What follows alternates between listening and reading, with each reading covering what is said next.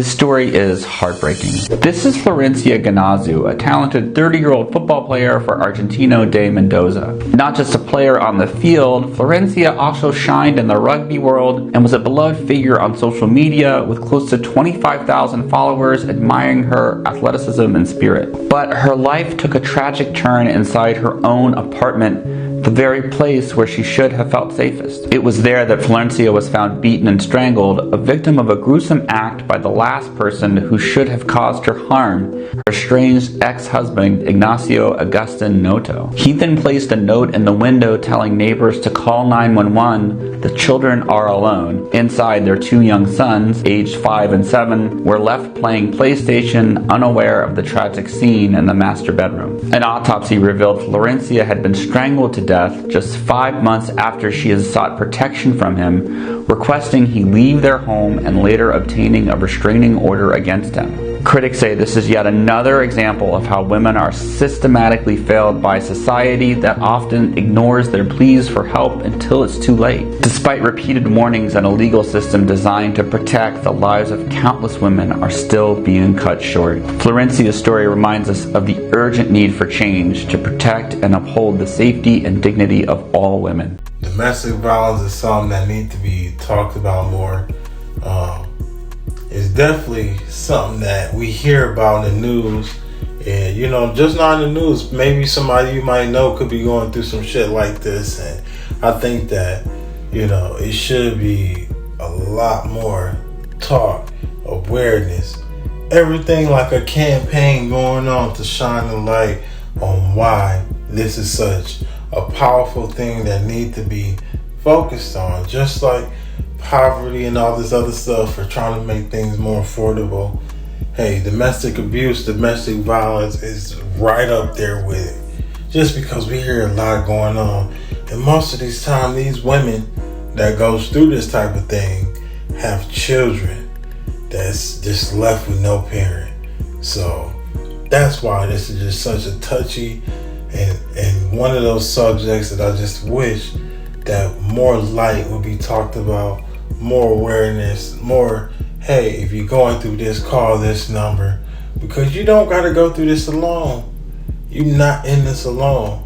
If you needed a kidney or whatever organ and somebody was a match, I guarantee if they was a kind-hearted person, that just lets you know how more united we are, more than we actually know it. But hey, who am I?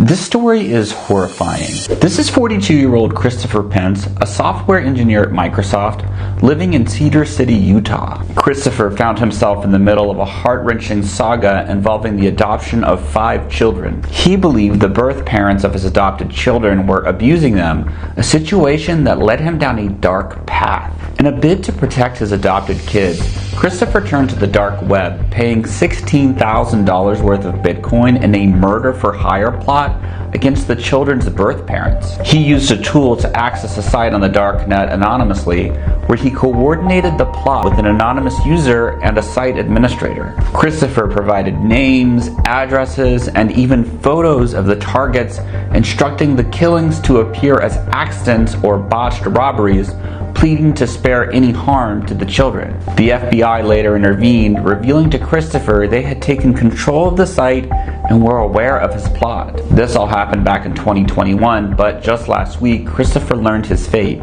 He's going to spend the next 7 years in prison. Critics say this disturbing case highlights the desperate measures some feel forced into, underpinning the deeper issues of a society riddled with inequality and disparities. Christopher and his family's story are a grim reminder of the extremes to which people might go, driven by desperation and a deeply flawed system that fails to adequately support and protect the most vulnerable. This story is heart. Man, well, all I can say is this guy right here clearly have a mental health problem. For the simple fact, how did you go through all that work trying to get somebody taken out because of what you feel is necessary, is my understanding.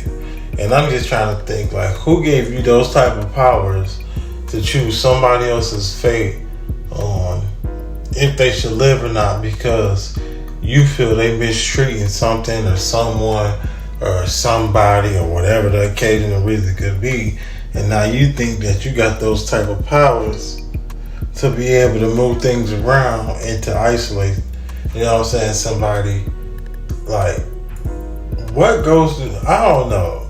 I guess that's why these people be thinking of some stupid shit and get caught, because at the end of the day, it's stupid shit. You know, if you got an issue with somebody, you go ahead and confront them, you talk to them. And if you see any type of, you know, imagery or physical, I seen, you know what I'm saying, I seen, you know, this and that, then yes, if you want to go ahead and report it, you go ahead and report it. But you don't go hire somebody to take somebody out, to ice somebody, to isolate them away from, you know, that's just crazy talk. And actually knowing you went through with this, and you only getting 7 years, yeah, I don't know. I think you should have got more than that, in my opinion, because that's very serious. And then these beautiful souls wouldn't have, you know? So, yeah, 7 years, he got very lucky.